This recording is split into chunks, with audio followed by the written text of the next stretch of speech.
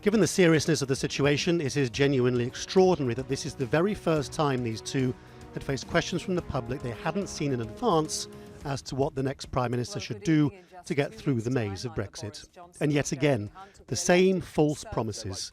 Boris Johnson arguing that the UK would leave with no deal in October and then implement a trade deal with the European Union, even though one wouldn't exist. Solve the problems of the Irish border where they properly belong in the context of the free trade agreement that we will do after we come out on October the 31st.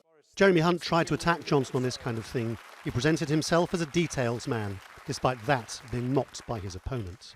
Being Prime Minister is about telling people what they need to hear, not just what they want to hear. And the difference between you and me is you are peddling optimism, and I'm saying we can make a tremendous... a bit of optimism, Boris, frankly. why don't you... We can make... The diplomatic war that's broken out between the US and UK came up, of course, once again demonstrating a gap. Hunt insisted he would stand up to Trump and support his ambassador in Washington. Sometimes things that you have to say to your friends that you'd rather not say, like I said to President Trump today, because I think his comments about Theresa May were unacceptable, and I don't think he should have made them. While Johnson refused to promise to defend the ambassador and refused to say that he would keep him in post. Well, I'm not going to be so presumptuous as to Thank you. that I'm Okay. going to be in a position... The programme was called Britain's Next Prime Minister. Much of it was excruciating to watch. Yes or no? Boris, I will yes answer. Or no? I will give Yeah, you your yes or no interrupt me? question. Mr Johnson, you've asked the question. Allow him to respond.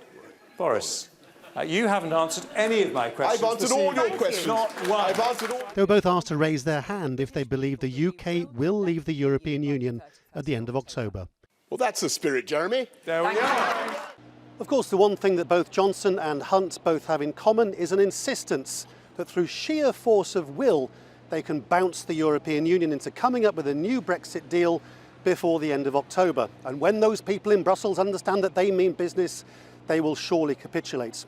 Of course, those people in Brussels watch the television too and know perfectly well that that is the threat they now face, and nothing has changed. And both the candidates know as well, even though they won't admit it, that there is no time whatsoever to come up with a new deal before the end of October. Hunt came across as the more serious candidate, but Johnson remains favourite. We will all find out soon enough if he's telling the truth about his intention to say goodbye to the European Union with or without a deal. Laurence Lee, Al Jazeera, London.